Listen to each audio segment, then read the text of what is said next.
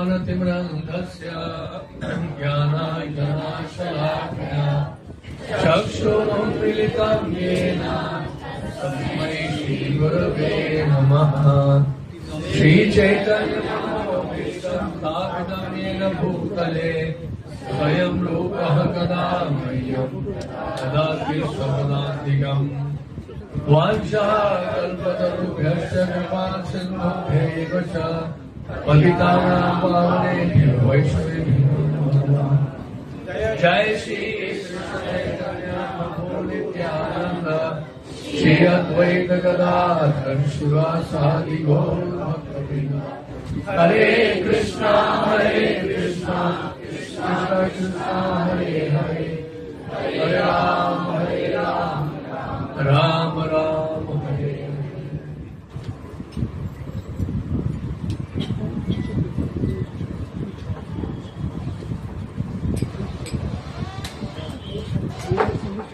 ओम नमो भगवते वासुदेवाय। ओम नमो भगवते वासुदेवाय।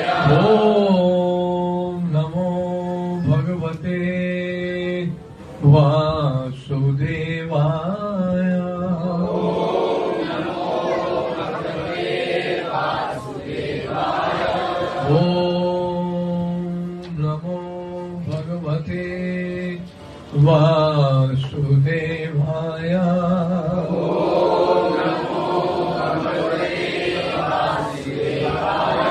नारायणं नमस्कृत्य नरं चैव नरोत्तमं देवीं सरस्वतीं व्यासं ततो जयमुदीरयेत्।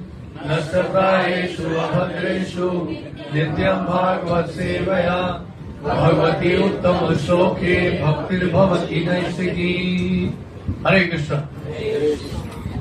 तो श्रीमद् भागवत वैदिक शास्त्रों का निष्कर्ष है। इसका महत्व क्या है, क्यों ये भगवान के भक्तों को वैष्णवों को बहुत प्रिय है, इसकी महिमा क्या है, यह आज समझने का प्रयास करें। हालांकि इसमें बहुत सारे स्लाइड्स हैं, अगर पूरा लेंगे तो यहीं बैठना रहना पड़ेगा, फिर कहीं जा नहीं पाएंगे। लेकिन मैं बहुत तेजी से लेने वाला हूँ, मेरे साथ चलना होगा आपको, और अपनी आंखें और कान दोनों खोले रखिएगा। ये सामने स्क्रीन में दिख रहा है, तो आपकी नजर यहाँ होनी चाहिए, कान यहाँ होना चाहिए, आंखें वहां होनी, ठीक है? ठीक है ना? तो ये यहाँ पर दिखाया जा रहा है कि श्रीमद् भागवत कौन कौन से अवसरों पे ये कथा कही गई। विशेष रूप से सुखदेव गोस्वामी ने परीक्षित महाराज को कथा कब कही, ठीक है ना? शुकताल जिसको कहते हैं, वो स्थान मुजफ्फरनगर के पास भी है आज भी। वहां पे गंगा जी के तट पर सुखदेव गोस्वामी ने परीक्षित महाराज को कथा सुनाई थी, भागवत कथा। तो ये कथा प्रारंभ हुई थी भाद्र मास की शुक्ल नवमी के दिन, और कथा समाप्त हुई थी भाद्र पूर्णिमा के दिन।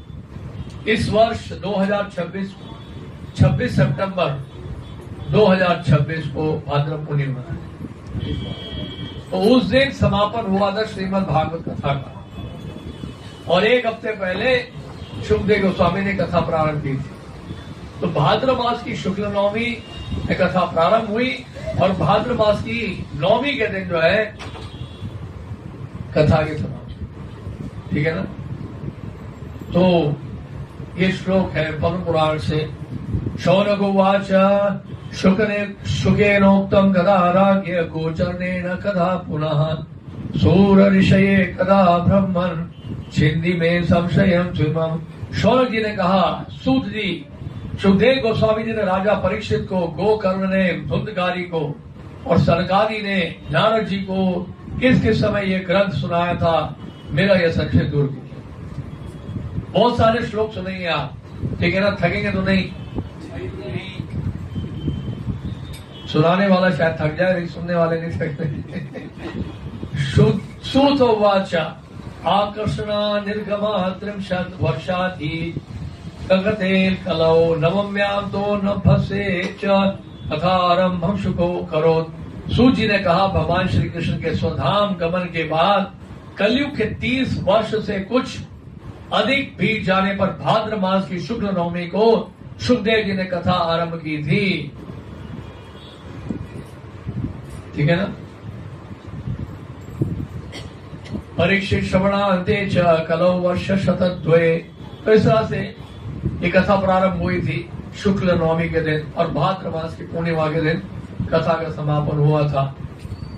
परीक्षित श्रवणान्ते च कलौ वर्ष शतद्वये शुद्धे शुचौ नवम्यां च धेनुजो कथयत कथा। राजा परीक्षित के कथा सुनने के बाद कलयुग के 200 वर्ष बीत जाने पर आषाढ़ मास की शुक्ल नवमी को गोकर्ण जी ने ये कथा सुनाई। तो 5000 वर्ष पहले कलयुग प्रारंभ हुआ था। तो जो भी कलयुग प्रारंभ हुआ था तब से ये बता रहे हैं। और तस्माद अभी कलो प्राप्ते 63 वर्ष गते सती ऊचूर ऊर्जे स्थिते पक्षे नवम्यां ब्रह्मणः सुतः। इसके पीछे कलयुग के 30 वर्ष और निकल जाने पर कार्तिक शुक्ल, इसके पीछे कलयुग के 30 वर्ष और निकल जाने पर कार्तिक शुक्ल नवमी से सनकादि ने कथा आरंभ की और 30 वर्ष बीत जाने के बाद, समझ गए।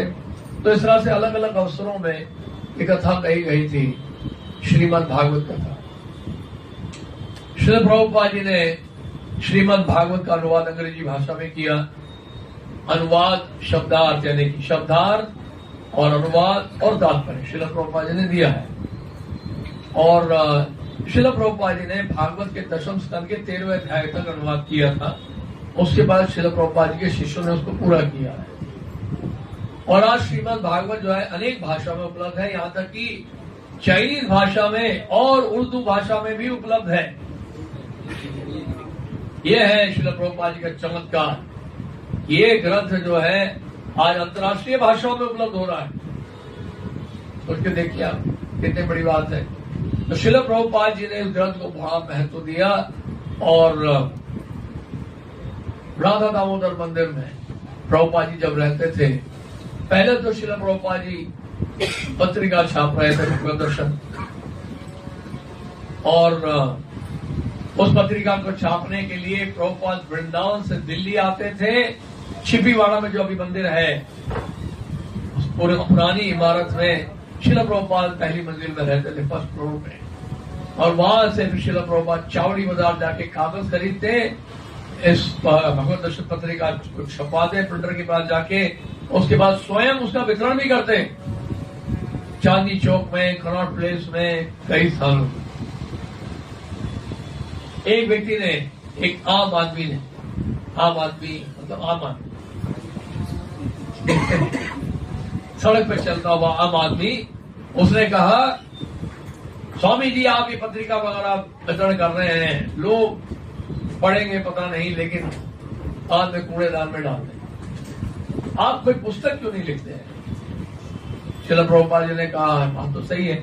उनको ऐसा लगा कि गुरु महाराज, मेरे गुरु महाराज इस व्यक्ति के माध्यम से मुझे बात बता रहे हैं। तब श्रील प्रभुपाद जी ने विचार किया और श्रीमद् भागवत का अंग्रेजी भाषा में अनुवाद करना। अब क्या हुआ, उनके गुरु भाई, एक समय ठंड का मौसम था, राधा दामोदर मंदिर में ठंड भी बहुत पड़ती है और गर्मी भी। अभी गर्मी में वहां जाएंगे तो भयानक गर्मी, ठंड में जाएंगे तो भयानक ठंड है। छोटा सा कमरा है, श्रील प्रभुपाद जी बिल्कुल अकेले वहां है, सामने छोटी सी रसोई भी है।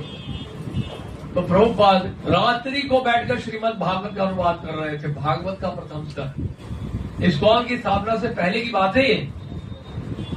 उनके गुरु भाई आए थे मथुरा से, जिनसे श्रील प्रभुपाद जी ने संन्यास लिया था। उन्होंने कहा कि महाराज, तो उस समय तो प्रभुपाद जी करके नहीं बुलाया करते थे। मैं कहा कि महाराज ठंड का मौसम है, आप फर्श में क्यों लेटे हैं? आपके पास न गद्दा है न पलंग है, धन की कोई कमी है क्या? तो श्रील प्रभुपाद जानने क्या बोले कि राधा कुंड के तट पे मेरे गुरु महाराज ने कहा था कि जब भी आपको धन मिले आप पुस्तकें छापें। इसलिए जो भी धन बचता है पत्रिका का वितरण करने के बाद, उस धन से मैं ग्रंथ छापना चाहता हूं। वो धन मैं अपने ऊपर खर्चा नहीं करना चाहता। ये श्रील प्रभुपाद जी का विचार था। इतनी गंभीरता से लिया उन्होंने अपने गुरुदेव का आदेश। और उसके बाद दिल्ली गए, डालमिया जी से मिले, फिर गोरखपुर गए। गोरखपुर में हनुमान प्रसाद पोदार जी से मिले, जो डालमिया जी के गुरु थे। उन्होंने श्रील प्रभुपाद जी को चिट्ठी लिख के दी कि स्वामी जी जो भी लिख के छापा जाए। फिर डालमिया जी के वापस आए। डालमिया जी ने स्पॉन्सर किया। इस तरह से श्रीमद् भागवत का जो प्रथम स्कंद है उसकी 300 प्रतियां प्रकाशित की श्रील प्रभुपाद ने। भागवत का प्रथम स्कंद 3 वॉल्यूम में छपा, ऐसे 300 प्रतियां छपवाई। वो 300 प्रतियां लेकर श्रीमद् भागवत के 300 सेट्स लेकर 300 प्रतियां लेकर श्रील प्रभुपाद जी माल वाहन जहाज में अमेरिका गए। एक ट्रंक में लेकर श्रीमद् भागवत को लेके गए साथ में। सोच के देखिए कितना महत्व दिया श्रील प्रभुपाद ने। और वहां जाकर भी न्यूयॉर्क में जब उतरने वाले थे, न्यूयॉर्क पहुंच गया वो शिप जहाज, तो कैप्टन पांड्या से कहा, तो कैप्टन मेरे पास धन बिल्कुल नहीं है, न्यूयॉर्क आ गया है, आपसे प्रार्थना है, ये श्रीमद् भागवतम है, आप उसे ले लीजिए। उन्होंने कहा कितने का है ये? श्रील प्रभुपाद ने कहा $16 का है। तो डॉलर के हिसाब से बात करना था वहां। श्रील प्रभुपाद से कहा पांड्या जी ने, अब ऐसा करिए मुझसे $20 ले। वो $20 लेके श्रील प्रभुपाद जी न्यूयॉर्क में प्रवेश किए हैं। $20 न्यूयॉर्क में तो 1 घंटा भी नहीं चलेगा। न्यूयॉर्क, टोक्यो विश्व के सबसे महंगे शहर, और वहां एक छोटी सी जगह में 26 सेकेंड एवेन्यू बाउरी स्ट्रीट में श्रील प्रभुपाद जी को एक छोटा सा कमरा मिला। वहां रहकर भी श्रील प्रभुपाद ने श्रीमद् भागवत का अनुवाद करना बंद नहीं किया। ऐसी परिस्थिति में भी श्रीमद् भागवत का अनुवाद करते रहे। और कब तक करते रहे? जीवन के अंतकाल तक। श्रीधाम वृंदावन में जब वापस आ गए, पूरे विश्व में प्रचार करके, अंतिम समय में भी 14 नवंबर 1977 को श्रील प्रभुपाद जी का दुर्भाव हुआ। ये 21 अक्टूबर का वीडियो है और इसमें श्रील प्रभुपाद श्रीमद् भागवत का अनुवाद कर रहे हैं लेटे हुए। क्योंकि श्रील प्रभुपाद जी के जितने भी ऑर्गन्स हैं, लिवर है, किडनी है, कुछ भी ठीक से काम नहीं करते। हड्डियां थी केवल शरीर में। ऐसे में कोई चिल्लाता है, रोता है, पीड़ा होती है बहुत। लेकिन श्रील प्रभुपाद जी के चेहरे में बिल्कुल भी किसी प्रकार का कष्ट नहीं दिख रहा था। और श्रील प्रभुपाद क्या कर रहे थे? जो संस्कृत की टीकाएं हैं पूर्ववर्ती आचार्यों की, उन टीकाओं को एक शिष्य सुनाता और श्रील प्रभुपाद जी क्या करते हैं? लेटे लेटे उसका अनुवाद भी कर रहे हैं, उसका तात्पर्य भी। आचार्यों की टीकाएं सुनते। ये जानते कौन सा है? स्कंद है। ये है लेटे हुए जो कर रहे हैं, यह श्रीमद् भागवत का दशम स्कंद 13वां अध्याय ब्रह्म विमोहन लीला। उसमें जो तात्पर्य है वो श्रील प्रभुपाद जी ने इस हालत में दिया है, अनुवाद किया। तो सोच के देखिए ग्रंथ श्रील प्रभुपाद जी के लिए कितना महत्वपूर्ण था। अमेरिका जाने से पहले शुरू कर दिया और अंतिम समय तक, प्राण त्यागने तक श्रील प्रभुपाद श्रीमद् भागवत का अनुवाद करते रहे, अपने गुरु की आज्ञा का पालन करते रहे। कितनी गंभीरता से लिया, सोच के देखिए आप। नहीं तो सोच के देखिए ये ग्रंथ कितना महत्वपूर्ण है, बहुत महत्व। निगम कल्पतरोर गलितम फलम। मैं वीडियो नहीं दिखा रहा हूं, समय कम है। ये तो दूसरा वीडियो है जिसमें श्रील प्रभुपाद जी स्वस्थ लग रहे हैं। ये लॉस एंजलिस टेम्पल का है। रात्रि को बैठकर देख रहे हैं आप सामने, ये संस्कृत की टीकाएं श्रील प्रभुपाद जी के सामने रखी हुई है। दिख रहा है आपको? ये लाइट तो नहीं उसमें आ रहा है।